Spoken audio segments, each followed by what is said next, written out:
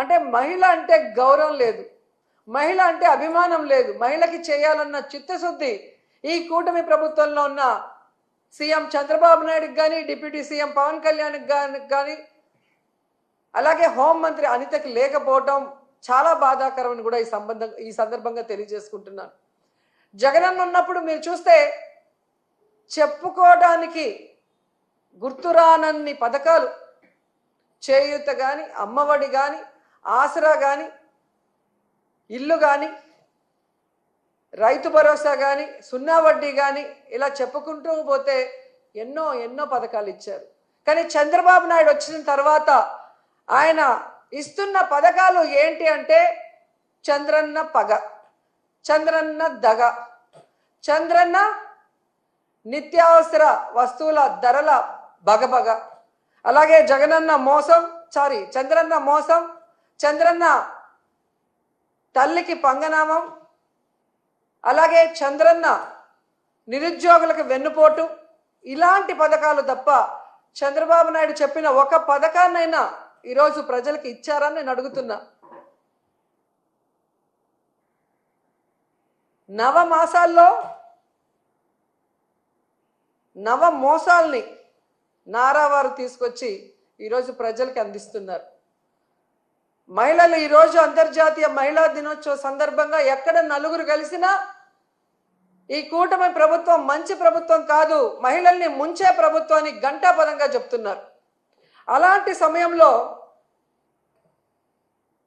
చంద్రబాబు నాయుడు గారు, ఆయన ప్రభుత్వం ఈరోజు మహిళా దినోత్సవాన్ని రాష్ట్ర వ్యాప్తంగా ఘనంగా చేయండి అని చెప్పడమే కాకుండా ఆయన పాల్గొంటున్నాడన్న విషయాన్ని కూడా ఇప్పుడే తెలిపారు.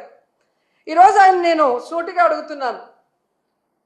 మొన్న ఏదో మీటింగ్లో ఆయన చెప్పాడు, డైరెక్ట్గా కానీ ఇండైరెక్ట్గా కానీ వైఎస్ఆర్సీపీ వాళ్ళకి ఏ పని చేయొద్దని. అయ్యా చంద్రబాబు, మీరు వైఎస్ఆర్సీపీ వాళ్ళకే కాదయ్యా, టీడీపీ, జనసేన, బీజేపీ ఎవరైతే మీకు ఓట్లేశారో మీ కూటమి ప్రభుత్వం మహిళలకు కూడా మీరు ఏం మంచి చేసింది లేదు, వాళ్ళని కూడా మీరు నట్టేట ముంచి మోసం చేశారు అన్న విషయాన్ని ఈరోజు వాళ్ళు గుసగుసలాడుకోవటం వినమని కూడా ఈ సందర్భంగా తెలియజేసుకుంటున్నాను.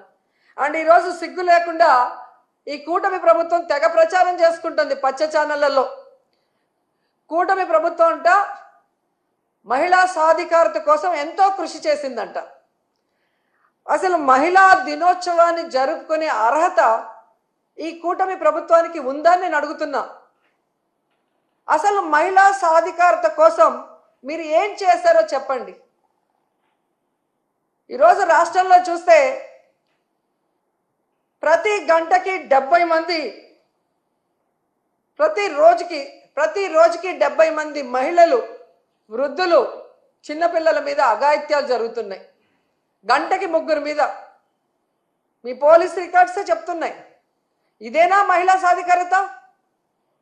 మహిళలు రాజకీయంగా ఎదగాలని జగన్మోహన్ రెడ్డి గారు ఇచ్చిన 50% రిజర్వేషన్ని మహిళలకి ఎత్తేశారు మీరు. ఇదేనా మహిళా సాధికారత? మహిళల రక్షణ కోసం దిశ యాప్, దిశ పోలీస్ స్టేషన్లు, మహిళా పోలీసుల్ని తీసుకొస్తే వాటిని మీరు ఎత్తేసి ఈరోజు దీన్నే మహిళా సాధికారత అంటారని అడుగుతున్నాను. ఎంత సిగ్గుచేటంటే ఈరోజు 6 ఏళ్ల నుండి 60 ఏళ్ల వరకు అందరు మహిళల్ని మోసం చేశారు. ఇదేనా మహిళా సాధికారత? అంటే అదేనండి, ఇందాక మీకు చెప్పాను, ఏది పడితే అది మాట్లాడడానికి అవ్వదండి. డెఫినెట్గా నీకైతే వాక్ స్వతంత్రం ప్రజాస్వామ్యంలో అంబేద్కర్ గారు ఇచ్చారు, కానీ ఎలా పడితే అలా మాట్లాడమని ప్రజాస్వామ్యంలోని కూడా, రాజ్యాంగంలో కూడా లేదు.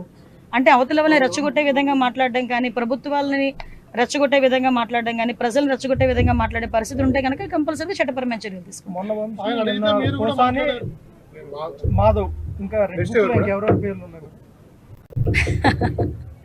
రెడ్ బుక్ పరంగా మేము వెళ్ళాలి అనుకుంటే ఈరోజు వైఎస్ఆర్సీపీ నాయకులు ఎవరు రోడ్ల మీద తిరగరండి.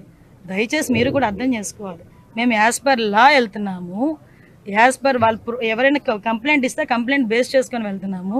పోసాని గారి మీద సుమారుగా 17 కేసులు, దగ్గర 17 కేసులు రాష్ట్రం మొత్తం మీద 17 కేసులు ఫైల్ అయి ఉన్నాయి. వంశీ మీద ఎన్ని కేసులు ఫైల్ అయి ఉన్నాయి మీకు తెలుసు. ఈ రోజుకి కూడా ఏ కేసులు ఫైల్ అయినాయో మీకు తెలుసు. ఇందులోని కక్షపూరితంగా ఎన్డీఏ గవర్నమెంట్ చేయాలి అనుకుంటే వైఎస్ఆర్సీపీ నాయకులు ఎవరు కూడా బయటికి తిరగలేరు. కానీ మేము ఆ కక్ష సాధింపు ధోరణిలోకి వెళ్ళలేదు. అలాగని తప్పు చేసిన వదిలిపెట్టే ప్రసక్తి లేదు. తప్పు చేసిన వాడికి శిక్ష పడాలి, లేకపోతే భయం ఎలా ఉంటుంది? ఉండాలి కదా, భయం ఉండాలి కదా. తప్పు చేసాడు అనుకున్నవాడు ఎవడైనా కూడా కొంచెం జాగ్రత్తగా ఉంటే బెటర్. కానీ శిక్ష నుంచి అయితే తప్పించుకోలేరు.